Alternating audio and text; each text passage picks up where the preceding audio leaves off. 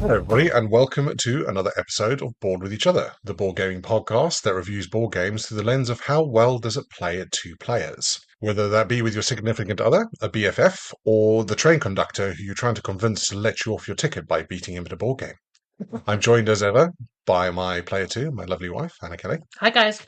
And today we are tackling another classic. I think it's high time we tackled another classic. It's been a while. Mm-hmm. One of the Mount Rushmore of modern board games, that is Ticket to Ride, specifically Ticket to Ride Europe, which was a later edition of Ticket to Ride, not the original.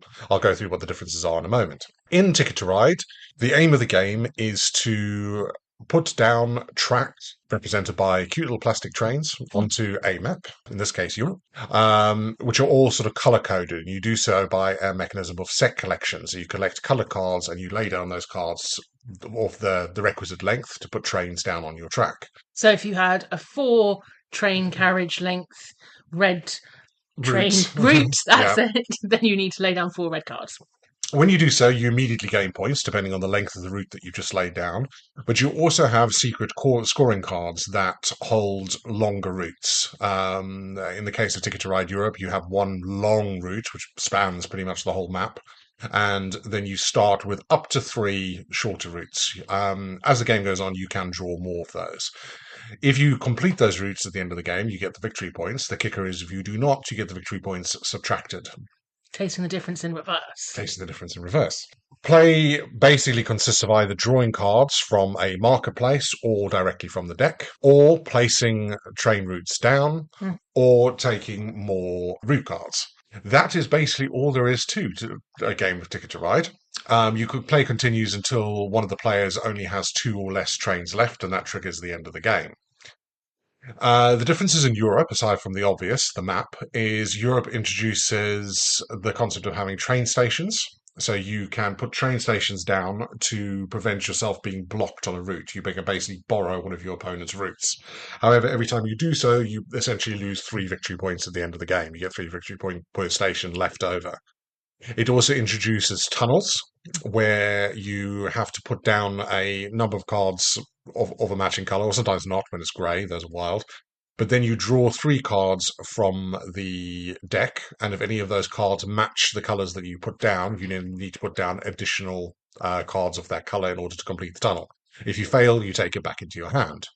And finally, ferries. Ferries are always grey, so they're wild routes. You can use any colour for them, but they'll have a number of locomotives printed on the map. The locomotives are wild cards in Ticket to Ride, and you have to put down an additional number of locomotives depending on how many are printed on the board. That is all there is to it in the rules, something you can pretty much teach in 5 minutes. How'd you just have? Yeah. So, history of Ticket to Ride. Oh, I don't know anything about that. Trains? No, Started in the 1800s. not the actual history of trains, Hannah. The history with Is that not what this is about? No. Right, okay, all right. History of playing Ticket to Ride. I think we first played it at a board game night. Yeah, my German friend was very keen that we played Ticket to Ride because Yes, because it German was and both in trains. Europe and also trains, and she was delighted that we played Ticket to Ride with her. Yeah, it was the first time we played it, and then we sort of left it for quite a while. I used to play on the app. Yeah. Quite a good app for mobile if you're that way inclined. And then just randomly picked it up because I thought it would be a good game to play with our daughter. Was it in a charity shop? Yes, it was a charity shop find. Well, Yeah. another lucky charity shop find. So yeah, I played it off and on both in the app and in person over the years, but thought it was high time to sort of tackle our thoughts about it, Yeah. given as one of the pillars of board gaming. I suppose it's worth mentioning that there are a number of different variations or editions of this with different maps. Yes, they are. And I think we'll talk about more about that later, but I think Europe map is quite large. Yes, your map is quite large and significantly less cutthroat than the original. Yeah. But we'll get onto that a bit more as we talk through the various scoring criteria. In terms of game time, I'd say about an hour. what do they say on the 45 box? minutes to an hour. Long. 45 minutes to an hour. Yeah, I think. 45 minutes feels a bit more right to me. I think it very depend on player count. Yeah. If you're playing with 30 minutes. Yeah. I'd say. Yeah. So yeah, anything else you want to say before we get on to scoring? No, let's crack on to scoring. So first up under our general category, we have components. So it's fairly bog standard. Yes, it is. But it also comes from a time where most board games were fairly bog standard. Yeah. I think, it's one of those moments where I struggle to criticize it too much because it is what it is. You've got your little the iconography, the little trains, everything about it is fairly iconic at this stage. So it's hard to sort of divorce from that iconicness that comes with it. But as a package, I mean, components wise, I'd say it's fine. I've got nothing bad to say about it. There's nothing to write home about either. No. I guess you've got a whole bunch of plastic little trains. You've got some plastic little stations. The board itself is fairly bog standard as well. Like there's nothing particularly illustrative Very on colourful. it. Okay, so how did you score it? So I scored it a 5. Okay, I gave it a 7 because I don't think there's anything particularly wrong with it. I think it's a fairly decent package. Thought it was bang on in the middle. Okay, all right. So next up we have complexity. So as always, not necessarily how complex it is or isn't, but how well the complexity serves the gameplay.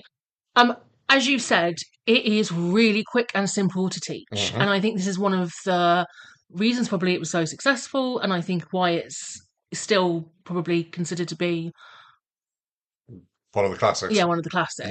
Yeah, no, absolutely. I think it's a very to the point, a very elegant rule system that I think has obviously been picked up and used in other perhaps more interesting ways later on. But I think in itself, at its core, it's very, very quick and easy to pick up, very quick and snappy to play.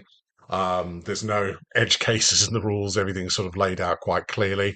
And I think for what it is, I think the complexity serves it quite well. Yeah, I would completely agree with that. It's one of those games that I think that you could pull out in any situation. I think loads of different age groups can play it, people with different levels of skill, ball game skill, experience. Absolutely. And I think that makes it a great leveler and therefore, yeah. And a great gateway game, which I think is the role it's had for a long time. It's one of those things that you'll crack out with somebody who's never played any modern board games that might spark their interest in what this could be.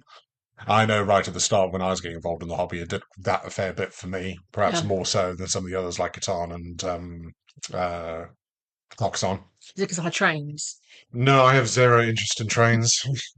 I suppose, though, what I would say is that because it is quite simple, there isn't a huge amount of strategic depth to it. Positioning of where you're choosing to build your routes and your lines, there is some flex and things like that, but it doesn't offer the same level of strategic depth that other games do. I don't think that's necessarily a problem, but I think you just need to be aware of that sort of going into it. Yeah, I think it does depend massively. We will come onto this a lot more in the two-player section, but I think it depends I think it depends massively on player count. I think player count does make a huge difference in this one. And it also, I think a lot of the level of strategic depth, particularly when you play it quite a lot with the same sort of people, is around the route selection and knowing when to stick and knowing when to push your luck and knowing when to go for more routes and trying to work out what route they're building. Yeah, because you're not necessarily always going to build it in a straight line. No, or sequentially, should I say? So trying to work out what it is they've got and where they're trying to go and block them or not. Yeah, and I think the little bits of extra that the Europe edition adds, particularly around tunnels, does add an extra layer. Yeah. I think it does make a difference. I think there's a little bit more to it because of that. Stations, could take it or leave it, but I think the tunnels mechanism is quite cool without adding too much rules overhead. Yeah. Okay, so I'll just score it. I gave it a 7. So I also gave it a 7. Yeah. I think it's perfectly fine for what it is. Yeah. In my opinion, I'm always obviously where I am in the hobby. I'm always craving something a bit more, but I don't think that's to this is detriment. No. I think you don't complicate it for no apparent reason. No, absolutely. Okay, so then on to shelf life. So this includes things like value for money, but also replayability. So how much does this retail for? Usually about 35. Okay. Not over, usually around 35 mark. All right, so I think that's probably a fairly reasonable price point for what you get in the box. Yeah, I'd say it's a touch on the expensive side, but I think it's such a recognisable, well-known name, and it tends to always go for the same sort of amount of money that, that is what they charge for it. Yeah. And I don't think it's unreasonable at all. In terms of shelf life, mileage massively will vary, I think. You say that, but yeah, I can't see us ever getting rid of this because I think it's one of those great games that Granny and Grandad can play along with your little kids and everyone can still get something out of that experience. Yeah. And we don't have a huge amount of that. No, we don't. This is very true. I think it's one of those classic sort of family board games. It's just good to have in the collection. Hmm. I guess it's what is shelf life to you? Is it something that Hmm. you'd keep forever and be able to crack out at Christmas, Hmm. or is it something that you know you're going to get hundreds of hours of entertainment out of, over the years? Is it the latter? No, but is it the former? Most definitely, yes. Yeah. Yeah. And I think for that reason, I would say replayability is quite high on this. For me. Yeah, you see, I've kind of gone the other way with this. Uh-huh. I agree with keeping it on the shelf, but in terms of shelf life for me of wanting to play it, not so much. I think Mm. I've kind of had my time with it, and I'll do like you say, I'll play with non-board gamers, as a way to play a board game. But would I ever reach for this again to play as a board game, capital B? No, probably not. And yet I can see there's a lot more games of this in our future. Yeah, so I think whether I like it or not, but Yeah. but that's fine. That's totally cool. But it's not something that I think personally I would keep coming back and back to. Yeah. I also think, again, we'll get onto this in the two-player rating scales or criteria, should I say. I think maybe there's an issue with this map.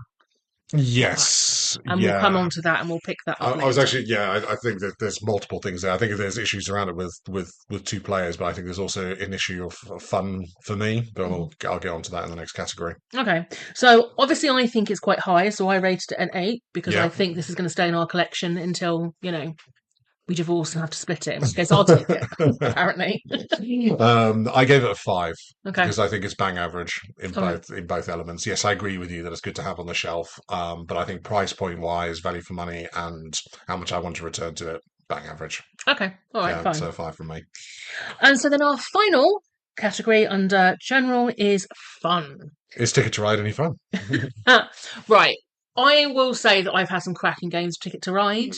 I've had some games where I've got really cross and wanting to upend the table because someone's done something to me. And I have really enjoyed games playing it for the most part, actually. Yeah, sure. Yeah, no, I think it's a fun game. Mm. It is a fun game. It's a light-hearted, easy breezy experience Yeah. for me. It's one of those things you can just crack out. You don't have to think too much about. You can have Hmm. a laugh. I do enjoy the set collection mechanic. It's fun. It's a very, very gentle board game in that you don't Mm. get punished too badly for doing anything wrong. So you don't feel really, really pressured to, make optimal moves or anything. You just go, oh yeah, I'll have more cards. Yeah, I'll put some trains down. Yeah. So it's a very chill experience for me because of that. There's Hmm. no sort of brain burny pressure to go, oh, am I doing this right? There's one of those that you can Yeah. just sink into and enjoy. Yep. However, is there anything really special and magic that makes this absolutely sing? Then probably not. But No, that's not what this game's about. And that's not why no. this game is a classic. It's a classic because it's through the test of time, Yeah. really accessible. Yeah. I think its accessibility is its strength. Yeah. I think that's where it really, really shines. I think there is a ceiling on how much fun I'll have with this, but it's also what kind of board game are you? Like I seek more from a board game Hmm. than this, but the reason I do is partly because of games like this. So it's an interesting one because Mm. if it wasn't for games like this, how deep would I ever got into the hobby? And Hmm. I imagine that's the same for a lot of people, where they'll play something that has that bit of spark, and they'll go, "Oh, I want to check this Mm. out." And then before you know it, you're buying War of the Ring. Um, it's a slippery slope, people. So it's a really hard one to score for me. This one, because I have had a lot of fun with it over Hmm. the years playing it. It's one of those that I can't look at it and go, oh no, I don't like it, because I do, I do, yeah. and I did quite a lot. I think there are impediments to that fun. One of which is the Europe map. I find the Europe map too chill. Yeah, I mean, it's really vast. I feel like it's not cutthroat enough. So even when we've had four-player game, how many people can play this? It plays up to 5. Yeah, so even when we've had four people, we never played with five, but No. when we've had four people play, actually the amount of times that you're competing over the same routes or the Mm, same towns is actually quite minimal. yeah. And that's where a lot of the fun or the competitiveness or the heat of the game, if you like, Yeah. comes in. Yeah. And I think that's one of the things for me that perhaps is less fun is there's a lack of, as you called it, heat. Yeah. I think there's a lack of investment from me. That where you really get into You're it. really both gunning for it, You and you're know, trying desperately to get the cards the just before blinker, they do, so that you can get your route down. the blinkers come on, and the Yeah. rest of the world goes away, and you really like. I've never had that experience with this, and Mm. it's not that kind of game. That's fine. But I do think if you're after a slightly more gotcha mess with your opponent experience, the original is a better bet. Mhm. I think Europe is in a classic European board game versus American board game tussle. It's a lot more so, solitaire you play together to a certain extent. It's not that, Yeah. but it has that element of a Euro game in it where Which kind of tracks then with what you're saying about it being a mm, chill experience, and it yeah, is. It yeah, is. It is quite chill. yeah. But no, it's a good experience overall. I'm not going to moan about that there's not enough there to go. Oh no, this is no fun. I have had quite a lot of fun with it, and I've Yeah. given it a 6 as a result. Yep. So I've given it a 7 because actually, Yeah, aside from one game, yeah. um, Which we'll get on which we'll get onto, to. yeah, it's I've always had a good time playing it. Okay. So how would you sort of put this against the other two biggies? I think I know, but I'm interested. So By would you biggie, rate this higher than Carcassonne? by Yes. by biggies, I mean Carcassonne, Catan. Catan, and this. Yeah, so I've not played Catan for a really, really long time, but But we played a lot of Catan but we back in played a lot the of Catan, and I love Catan. day. I really, really enjoy it. I hate Carcassonne, so Uh-huh. this sits quite happily in the middle. Okay. All right. What about Fine. you? I probably put this third. Really? I think again, it depends how many people you're playing with. You can't play Carcassonne. You can't play Catan, beg your pardon, with two. Yeah. That's not on the cards. You can play this and Carcassonne at two. Hmm. Carcassonne is a better two-player game than this, and as a result, most of our board gaming is two-player. Carcassonne is a lot more approachable for us, although you won't play it, so that's by the by. And I do find Carcassonne more tactically interesting than Ticket to Ride. Yeah. I mean, but yeah, I suppose I was rating it from a more general perspective, which is the Mm, better game. yeah. Um, Okay, fine. Shall we total the scores up then? yeah. So we total those up, average them out, and that gives us 6.5. As always, we round. That's a 7 for general. Yeah, how do you feel about that? I'm okay with that. I'm Yeah. okay with it. It is a classic. I think we'd be courting the fires of controversy if we went lower than that on something like Ticket to Ride. I think it's fair. I think a 7 out of 10 generally is a fair score for Ticket to Ride and I think so. the Eurovol or 2025. Okay, so on to our two-player ratings then. Uh-oh. It's where the wheels begin to come off. So first one, table talk. Yes. So, No. no, I think the two-player game that we played, the only thing that we actually said to each other was, "Did you just score me for that last route? No. Score me." Okay. Yeah, it's not the best in terms of table talk, is it? No. It's one of those games that you can play in complete and utter silence if you wish. Yes. It's not great. I mean, I suppose it gives you room to chat Yeah. because it is so gentle. That's the one thing I will say about it. I mean, we just obviously have nothing left to say to each other. That's not through the media of podcasting. Because, yeah, we were just like, three red. I don't think we were even bothering to say what we were doing. I think, in all fairness, and we probably have to disclose this, we have never played this as two-player until No. fairly recently, Yeah. because I think we kind of implicitly understood that this was not going to be a very good not a two-player experience. game, and I think probably we did it just to suck it up and do it, so that we could then talk about it. yeah. Yeah. So that probably also put a bit of a spin on it in terms of our bias. We weren't expecting it to be a great chatty game, and it wasn't. No, it wasn't. It is not one of those games that you crack out to get to know somebody one-on-one. No. Absolutely not.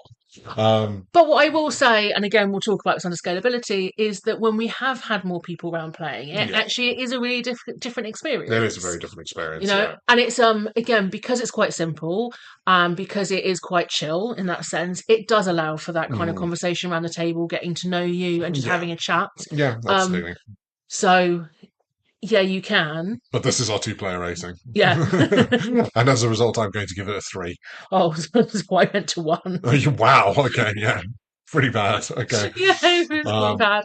I just think there was no need to talk. yeah. No, there isn't. There Although isn't at all. maybe I have rated that unfairly because we have just pointed out you could just have conversations about other things. And, if I look back at something like Mystic Vale, where again, there's not a huge amount of, No. inherent table talk built Yeah. into it, I think I still rated it higher. So maybe I probably should push that up. Okay. Maybe Fine. I'm being unfairly Unfairly harsh. maligning the table talk from Ticket to Ride. Yeah. Yeah, okay, so I'll give it a 3. Okay. All right. Fine. All right, so the next category is competitiveness. Yes. I mean, it is a competitive game at its core. There are victory points to There be are had. victory points to There be is a had. winner and a loser. Yes. Yeah, I mean, I'm not gonna say it's dreadful as a two-player experience in that regard. You're still, you're trying to outscore your opponent. I just think with the Europe map, there's too much room. Yeah. It's too easy. You can really block your opponents in the USA map. Mm-hmm. And it's really difficult to do with two people on the Europe map. You have to be going out of your way to be a dick. And I think this is what we said at the time, which was you could do that, but Mm. you would suffer as a result Yeah, you're because wasting trains. you're wasting You have a trains and limited you're not number. completing your route. Yeah. So, you have an option either to be a complete dick and then not win any points, or you have an option to, let them do what they want. And Yeah, and I mean, there's usually a way around. Yeah. And I think if you don't do it very, very well, all they're going to do is go around you and get a longer route. Yeah. And then win longest route at the end, Yeah. So yeah, it's a tricky one. I mean, at two players, it is definitely less competitive. Yeah. I think because there's so much room on the map, you have a little bit more, I think, tactical choice in terms of the routes that you go for. Mm-hmm. So that's still there. That element is still there. But I find it hard to be excited by the competitive aspect of two. I do find it reasonably competitive with 4 people on the table. Yeah. But as a two-player experience, no. No, not at all. Not really. Yeah. So I would give it a 4. Yeah, so 3. Okay. Yeah, fine. And then finally, our last category is scalability. So Mhm. would this be better with more players? Yeah, I mean, I think we kind of talked to that at length at this point. Yeah. It absolutely is. The map needs to be a lot more crowded to get the same fun and enjoyment out of this. Yeah. It's a game that's meant to be played with 4 or 5. Yeah. For my money, you just there's just more that can happen in the game that's interesting. Yeah. Playing it at 2 just feels very, very rote. A bit pointless, actually. Yeah, You miss the main crux of the game, really. There's no, it sucks all the tactical life out of it almost. I think, for me, fundamentally, I would never, ever pick this up to play with just you and me. No, never again. I know. Why would we play this when we've got so many other way, way better two-player experiences to... Yeah, and I would say, we often say, oh, is it the best experience you could have at 2 players? Probably not, but is it broken? No. Is this broken at 2? I think maybe. Rules-wise, no, but gameplay-wise, yes, I think it is a little bit broken. I don't think it works at all in any of the things that it tries to set out to do. But there are other maps. Yes, there are other maps. Do I love Ticket to Ride enough to invest in other maps so just I can play it with 2 players? Probably not. No, I think some may. Yeah, I think this is a fantastic family game, and that's why I love it. Yeah. But 2-player, no. Okay, so how did you score it then? A 2.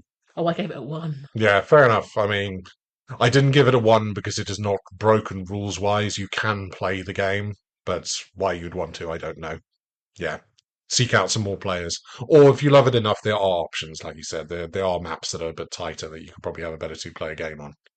Okay, so let's total those up and average them out. So that gives us a 2-player rating for Ticket to Ride Europe of 2.5, which we round up to a 3. Very, very low, but I stand by it. Yeah. Ticket to Ride is a good game. It is not a 2-player game. I would avoid if you're looking to play this at 2. There are so many better things out there. Okay, so that's 2 classics down the bag. I don't think we're going to try and address Catan as a 2-player game because, yeah, why would we do that? I like Catan. I do like Catan, but we can't play it at 2, so I don't think we'll ever review it on this podcast. But yes, thank you very much for joining us. And until next time, have fun, be good to each other, play lots of board games.